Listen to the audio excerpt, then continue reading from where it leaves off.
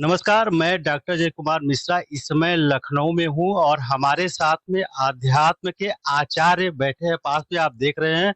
इनका परिचय करा दें, आचार्य श्री उमेश्वरानंद जी महाराज हैं। आप वृंदावन से हैं और यहाँ पे भागवत कथा 1 हफ्ते की चल रही है, इसमें आए हैं। पहले दिन से लेकर के आज 7वें दिन का कार्यक्रम होने होगा शाम को। और इस कार्यक्रम में जितने तन्मयता और इतने अच्छे विचारों को उन्होंने रखा है कि लाखों लोगों को अगर आपने सुना होगा तो उसमें इनकी पहचान एक अलग छवि बनेगी। सर, आपका स्वागत है हिंदी समाज न्यूज। धन्यवाद जी, धन्यवाद। सर, हम लोग शुरुआत करेंगे कि आज के आधुनिक दौर में जनरली लोग इंजीनियर बनना चाहते हैं, डॉक्टर बनना चाहते हैं, आध्यात्म कैसे? ये तो अपने-अपने सबके विचार होते हैं, क्योंकि जीवन जीने के लिए प्रत्येक व्यक्ति कुछ न कुछ पद प्राप्त करना चाहता है, परंतु हमारा जीवन वास्तविक देखा जाए तो आध्यात्मिक से ही है और आध्यात्म को ही अपने जीवन में धारण करना चाहिए व्यक्ति को और आध्यात्म से ही जीवन का कल्याण है। क्योंकि भगवान श्री कृष्ण ने भी आध्यात्म के बारे में ही बताया है। आध्यात्म का अर्थ है अपने आप को पहचानना। आध्यात्म का अर्थ है अपना उस जीवन में कल्याण करना, यही आध्यात्मिक है। चाहे उसे हम वेदों के माध्यम से समझें, चाहे पुराणों के माध्यम से समझें, यही हमारे जीवन का लक्ष्य है। ये यात्रा किस उम्र से शुरू हुई और रुचि कैसे बढ़ती गई, ये थोड़ा सा इसके बारे 2005 से मैं इस लाइन में हूँ और मेरे पिताजी की बहुत इच्छा थी कि मैं संसार में कुछ ऐसा करके जाऊं जिससे माता-पिता का नाम भी उज्जवल हो और अपने जीवन का कल्याण हो। तो बचपन से ही मुझे भक्ति में और संगीत में बहुत आनंद था, तो 2005 से मैंने इस लाइन में पैर रखा और गुरुजी की कृपा थी। तो जिसके पास में माता-पिता का आशीर्वाद हो, गुरुजी का आशीर्वाद हो, उसके जीवन में कोई कार्य फिर कठिन नहीं रहता, सब सरल हो जाता है। में जब स्टेज पे आप बैठते हैं और हजारों के समूह को संबोधित करते हैं, तो आपकी जो उच्चारण शक्ति है, एक तरीके से प्रोनाउंसिएशन कह लीजिए, उसके पीछे बहुत सारी जानकारी होती है। तो निसंदेह ये कई कई वर्षों के कठिन परिश्रम का परिणाम होगा कि इतनी फ्लो में आप और इतनी अच्छी बातें बोल पाते हैं। तो इसके पहले जब आपने शुरुआत की थी और अभी आज इस समय जो मौजूदा स्थिति है, उस इस पूरी यात्रा कैसी रही आपकी?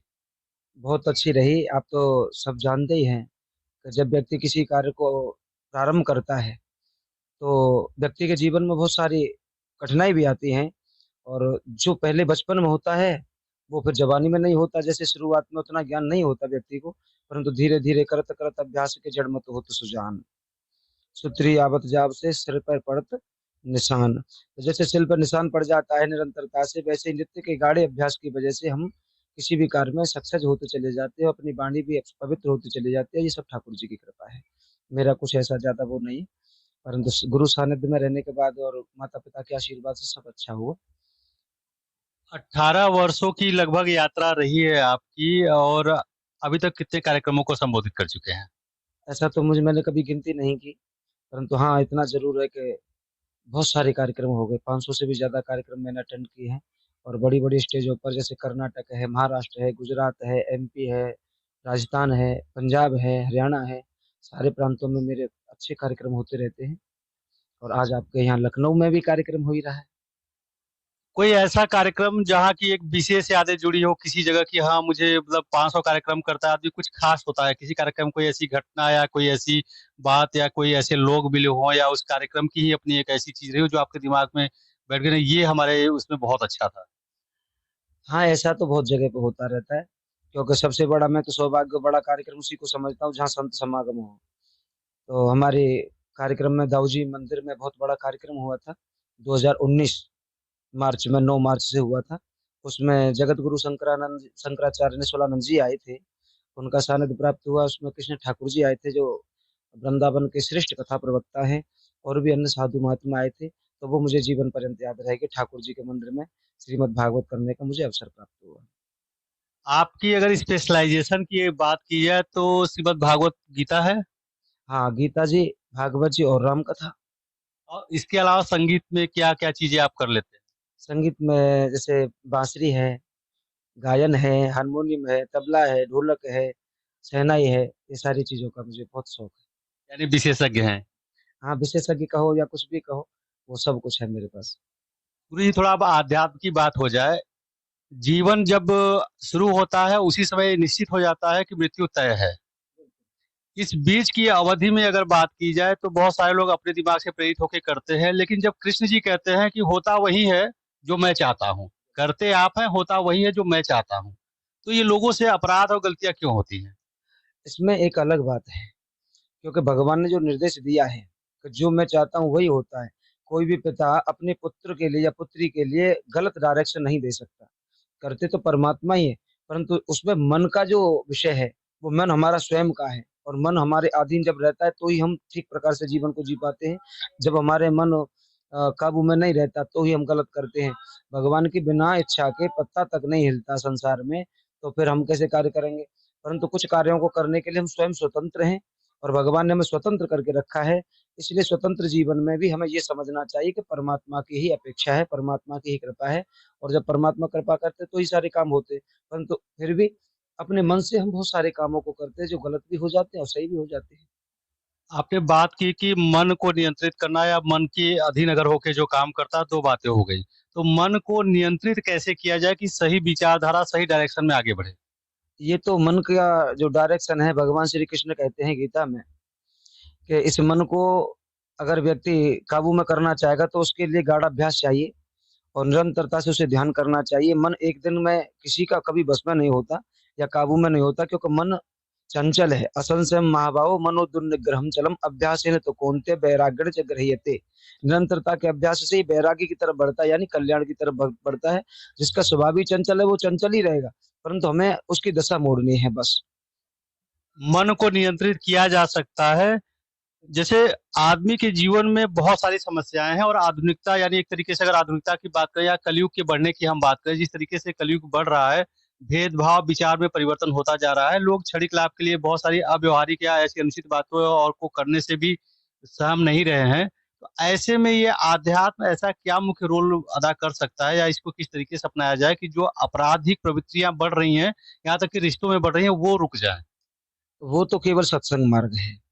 व्यक्ति अगर सत्संग को अपने जीवन में धारण कर ले तो व्यक्ति कुमार्ग पर जाने से रुक सकता है। इसमें कलयुग का कोई भी दोष नहीं है, क्योंकि कलयुग जैसा तो युग ही नहीं संसार में। संसार में पहले आपने पहले भी युगों के बारे में शास्त्रों में सुना है। त्रेता में, द्वापर में, सतयुग में, उसमें भी पापी व्यक्ति थे, पाप किया लोगों ने। परंतु कलयुग में व्यक्ति कलयुग के ऊपर रख देता है, ये कलयुग ही है। परंतु कलयुग में बड़ी विशेषता है। कलयुग में वो विशेषता है जो अन्य युगों में नहीं थी। कलयुग समजुगान नहीं जो नर कर विश्वास, और गाय राम गुण गण विमल भवतर नहीं प्रयास। एक बार विश्वास के साथ में जो भगवान नाम संकीर्तन गाता है तो भगवान नाम संकीर्तन से उसका जीवन का कल्याण हो जाता है, जो अन्य युगों में बहुत कठिन है। इसीलिए व्यक्ति को कलयुग का दोष नहीं है, ये हमारे स्वयं का जीवन का दोष है, क्योंकि हम समझ लेते हैं। कलयुग किसे कहते हैं? कलयुग वो है जो जहाँ जिस जगह पर सही प्रकार से खाया नहीं जाता, सही समय से सोया नहीं जाता, सही समय से जगा नहीं जाता, वही कलयुग में जी रहा। जो नेम से चलता है, जो नेम से अपने जीवन को जीता है, टाइम से सोता है, टाइम से उठता है, अच्छा भोजन करता है, अच्छी विचारधारा रखता है, तो वो भी आज भी सतयुगी है। आज भी वो भगवान राम के जीवन में जी रहा है। कलयुग में थोड़ी जी रहा है फिर वो। कलयुग तो हमने मान रखा है। कलयुग हमारे स्वयं के विचारों का विषय है, और नहीं तो युग तो चार ही है। श्रीमद् भागवत गीता, जो भी लोग उसको मन से पढ़ते हैं, उनकी एक सांसारिक छवि बहुत बेहतरीन होती है। ये स्वयं आप उदाहरण है। ऐसे पूरे भारत में कई दिग्गज हैं जो उच्चतम शिखर पे होकर के ये बोलते हैं कि मेरे जीवन में इसका महत्वपूर्ण योगदान रहा। लेकिन बहुत सारे लोग भागवत के बारे में प्रवचन सत्संग में तो सुन लेते हैं। क्या ये भागवत गीता खरीद करके स्वयं से भी पढ़ा जा सकता है घर पे? हाँ, स्वयं भी पढ़ा जा सकता है, और गुरु सानिध्य में अगर उसे समझा जाए तो और अच्छी बात है। क्योंकि बहुत सारी चीजें ऐसी होती हैं कि जिन्हें हम स्वयं स्वयं पुस्तक से समझ नहीं सकते। पढ़ तो सकते, परंतु समझाने के लिए कोई ज्ञानी गुरु चाहिए। और भगवान का एक ही उद्देश्य है, ये हम सबको कहते हैं, सर्वधर्मानि परित्यज्य माम एकम शरणं व्रज अहम त्वा सर्व पापेभ्यो मोक्षयिष्यामि मा शुच। भगवत गीता के 18वें अध्याय का 66वां श्लोक इस बात का प्रमाण है। भगवान कहते हैं तू समस्त कर्म कर्तव्यों को छोड़ करके मेरी शरण में आ जा, तो मैं तुझे सारे कर्म बंधन से मुक्त कर दूंगा। और तो आप इस विषय को आप ऐसा भी ले सकते हैं कि भगवान जो कहते हैं कि यानी तू मेरी शरण में आ जा, तब जा करके तेरा जीवन का कल्याण होगा। क्योंकि व्यक्ति कर्म करता है, कर्म के बंधन में फंसता है। तो हम बंधन में जब फंसते हैं, जब हम कर्मों के लिए स्वयं कर्ता बनते हैं। इसलिए कर्म तो करो, परंतु कर्ता के रूप में नहीं। भगवान के ऊपर कर दो, अच्छा करो या बुरा कर दो, तेरी इच्छा से हो रहा है सब कुछ। और जब भगवान को हम साक्षी करेंगे तो गलत नहीं होगा, ये पक्का मुझे विश्वास है, क्योंकि गीता जी प्रमाण है। अभी आपने एक बात कही कि भागवत गीता पढ़ी तो जा सकती है, लेकिन गुरु के बिना उसका सही तरीके से आपको ज्ञान नहीं हो सकता। पढ़ तो सकते हैं लेकिन उसके जो रहस्य है वो आप समझ नहीं पाएंगे। इस संसार में आज जो भी हमारे दर्शक इस बात को देख रहे हैं, सबके जीवन में अलग अलग तरीके की समस्याएं हैं। किसी की समस्या परिवार को लेके हो सकती है, किसी को शादी को लेके सकती है, किसी को रोजगार को लेके हो सकती है। क्या ऐसे विषय में भी आपका या और भी तरीके से मार्गदर्शन हो सकता है? हाँ, इसका एक विषय ये है कि जिसके घर में कोई भी घर हो, जिस घर में गीता जी का निरंतर पाठ होता है, उस घर में बहुत सारे क्लेश अपने आप नष्ट हो जाते हैं और जीवन में शांति का अनुभव व्यक्ति करता है। गीता जी के पाठ से, रामायण का अगर हमारे जीवन में पाठ होता है, उस घर में कभी भी लक्ष्मी की कमाबेशी नहीं रहती, लक्ष्मी बढ़ती रहती है, सुखों का हमेशा भंडार रहता है। इसलिए गीता और रामायण भागवत इत्यादि पढ़ने से सबसे पहले हमें ज्ञान होता है और हमारा मन शुद्ध होता है, बुद्धि पवित्र होती है। जहाँ पर बुद्धि का प्रादुर्भाव बढ़ जाता है, बुद्धि जब निर्मल पवित्र हो जाती है, तो फिर व्यक्ति गलत नहीं करता, और जहाँ गलत नहीं है वहां पर सब कुछ अच्छा होता है। इसलिए व्यक्ति को निरंतरता से गीता भागवत रामायण इनका अध्ययन करना चाहिए, और वो संस्कृति अगर हम अपनाएंगे तो आज हम पूर्ण रूप से सुखी हो सकते हैं, और उनको फॉलो करना चाहिए। केवल पढ़ने से ही कुछ नहीं होता, क्योंकि ढाई मन ज्ञान से दो तोले आचरण ज्यादा श्रेष्ठ बताया है। ज्ञान कितना भी, आचरण एक पैसे का नहीं तो कोई काम का नहीं। शास्त्र और वेद पुराण, क्योंकि स्वयं नास्ति स्वयं प्रज्ञा शास्त्रम तस्य करोति किम लोचनभ्याम भेनस्य दर्पणम किम कर्षति। जिसके पास में स्वयं की अपनी बुद्धि नहीं है, शास्त्र उसका कभी कल्याण नहीं कर सकता। जैसे बिना नेत्रों के शीशा का कोई मतलब नहीं ना। शीशा का मतलब क्या होता है, दर्पण का। जब हमारे नेत्र हैं, तभी तुम अपने रूप को देख रहे हैं। जैसे ऐसे ही हमारे पास में जब अपनी स्वयं की बुद्धि नहीं है, तो शास्त्र वेद पुराण कथा कोई भी हमारे जीवन का कल्याण नहीं कर सकता। इसलिए हमें स्वयं की बुद्धि से कुछ काम करना चाहिए, और भागवत गीता का पाठ करना चाहिए, रामायण का पाठ करना चाहिए। तो जीवन की हमारी बहुत सारी बाधाएं हैं, व्याधाएं जो है, क्योंकि सबसे बड़ा दुख क्या होता है जीवन का, अज्ञानी सबसे बड़ा जीवन का दुख है। जब व्यक्ति के जीवन में ज्ञान होता है तो व्यक्ति दुखी नहीं होता, फिर सुखी हो जाता है, क्योंकि ज्ञान के रहते दुख टिक नहीं सकता। ये है। तो हम शास्त्रों को जब पढ़ते हैं, गीता को पढ़ते हैं, रामायण को पढ़ते हैं, वेदों को पढ़ते हैं, कोई भी पुराण पढ़ते हैं, तो उसमें ज्ञान की बातें मिलती हैं, और उस ज्ञान से हमारे जीवन का सब सैल्यूशन निकल के आता है बाहर, और हमारे जीवन से दुख दूर हो जाता है। रोता कौन है, अज्ञानी। प्रसन्न कौन होता है, ज्ञानी। आपने जो बात कही कि जो ज्ञानी है वो ज्ञानी इसलिए है क्योंकि वो लगातार अभ्यास कर रहा है, मेहनत कर रहा है। ये जो आप कथा सत्संग करते हैं, 3-3 4-4 घंटे बैठ करके बोलते हो, उसके अलावा जो आपके 24 घंटे समय बचते हैं, उसमें कितनी देर आप खुद से नई चीजों को सीखते हैं और कहते हैं? ऐसा पल पल पर व्यक्ति को अनुभव होता है नया नया। हम तो यहाँ पे भी आए तो यहाँ से भी हम तो कुछ सीख के जाएंगे। आपसे बातें हो रही हैं, यहाँ से भी हमें ज्ञान मिलेगा। और किताबों में ही बहुत सारे ज्ञान नहीं होते, कुछ संसार में भी अनुभव की बातें होती हैं, वो भी ज्ञान में उतारनी चाहिए, वो व्यक्ति को जीवन में जीनी चाहिए। पल पल हमें संसार ज्ञान कराता है, उसको हमें धारण करना चाहिए। और वैसे जीवन का तो यही जीवन है, निरंतरता से शास्त्रों का वेदों का अध्ययन करना, निरंतरता से मेरे जीवन का जो स्वयं का है, रोजाना अपनी पुस्तकों को पढ़ना, और जितना स्वाध्याय होगा उतना अच्छा रहेगा शास्त्रों के बारे में।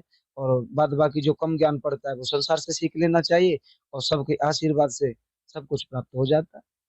आध्यात्म और संगीत के अलावा आचार्य जी को क्या पसंद है? आध्यात्म और संगीत के अलावा ठाकुर जी की कृपा से सब कुछ पसंद है, ऐसा समझो। तो मुझे तो सबसे ज्यादा यही आध्यात्म और संगीत ही पसंद है, और बाद बाकी संसार तो परमात्मा ने बनाया है, सब संसार ही पसंद है। दूसरा कुछ नहीं। लखनऊ में ये आपका पहला कार्यक्रम है? बिल्कुल जी, पहला कार्यक्रम है मेरा। जो दर्शक देख रहे हैं वो अपने क्षेत्र में अगर ये सोचते विचार आता है मन में भगवान की ईश्वर की कृपा से कि आचार्य जी को बुलाना है, संपर्क कैसे करें? आप कभी भी मथुरा में आइए, और मेरा संपर्क सूत्र है 88 47 0 84 816। इसके माध्यम से आप मुझसे कांटेक्ट कर सकते हैं। और मेरा यही एक उद्देश्य है, केवल धन कमाना ही मेरा उद्देश्य नहीं है। मुझे केवल और केवल सत्य सनातन धर्म के बारे में ही बताना है, और मुझे लोगों को जागृत करना है।